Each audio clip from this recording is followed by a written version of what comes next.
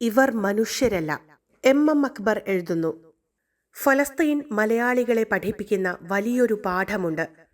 ഇസ്ലാം വിരോധം മൂത്താൽ പിശാചുക്കളായിത്തീരും എന്ന വലിയ പാഠം.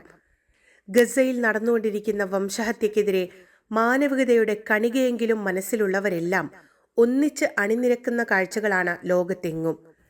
2025 ജൂൺ 15 നെതർലാൻഡ്സ് പ്രകടനങ്ങളിലെ 1.5 ലക്ഷം, ഓഗസ്റ്റ് 3 സിഡ്നി പ്രതിഷേധത്തിൽ ഒത്തുകൂടിയ 3 ലക്ഷം, ഓഗസ്റ്റ് 24 ഓസ്ട്രേലിയൻ പ്രകടനങ്ങളിലെ 3.5 ലക്ഷം, ഒക്ടോബർ 3 റോമിൽ ഒരുമിച്ച് കൂട്ടിയ 3 ലക്ഷം, ഇറ്റാലിയൻ പ്രകടനങ്ങളിൽ പങ്കാളികളായ 30 ലക്ഷം, ഒക്ടോബർ 5 ആംസ്റ്റർഡാമിൽ തടിച്ചുകൂടിയ 2.5 ലക്ഷം, ലോകത്തിന്റെ വ്യത്യസ്ത കോണുകളിൽ ഒരുമിക്കുന്ന ലക്ഷങ്ങൾ ലക്ഷങ്ങൾ എല്ലാവരും ഒരേ സ്വരത്തിൽ പറയുന്നത് നിർത്തൂ ഈ വംശഹത്യ എന്നാണ്.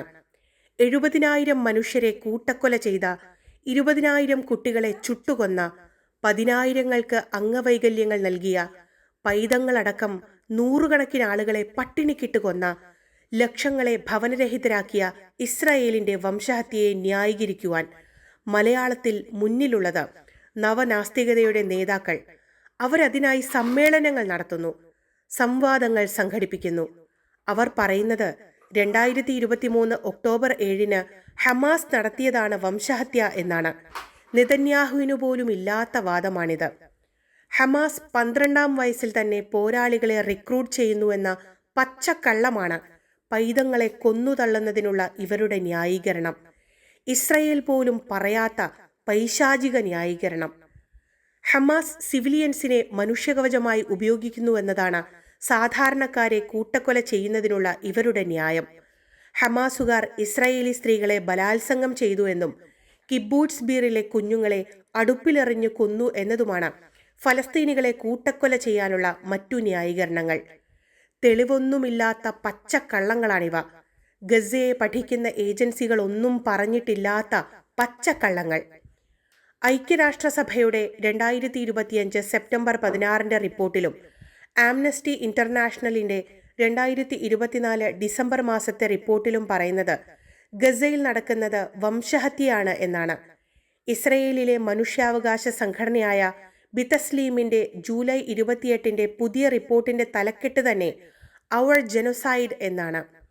ഇസ്രയേലിലെ ആരോഗ്യ പ്രവർത്തകരുടെ കൂട്ടായ്മ ഫിസിഷ്യൻസ് ഫോർ ഹ്യൂമൻ റൈറ്റ്സ് പറയുന്നതും ഗസയിൽ നടക്കുന്നത് ശുദ്ധമായ വംശഹത്യയാണ് എന്നാണ്. എങ്കിലും എസൻസുകാർ അത് വംശഹത്യയല്ല എന്ന് സ്ഥാപിക്കാൻ സമ്മേളനം നടത്തും, സംവാദങ്ങൾ സംഘടിപ്പിക്കും. കത്തിക്കരിഞ്ഞ മനുഷ്യരുടെ ശരീരങ്ങളോ, പൊട്ടിക്കരയുന്ന പൈതങ്ങളുടെ രോദനങ്ങളോ, വയറൊട്ടി മരണത്തിലേക്ക് നടക്കുന്ന മനുഷ്യരുടെ പൈതാഹമോ, വീടും നാടും നഷ്ടപ്പെട്ട് പലായനം ചെയ്യുന്നവരുടെ പ്രയാസങ്ങളോ ഒന്നുമല്ല എസൻസുകാരെ സങ്കടപ്പെടുത്തുന്നത്. നെതന്യാഹുവിനെ UN അസംബ്ലിയിൽ വെച്ച് കൂകി വിളിച്ചതാണ്.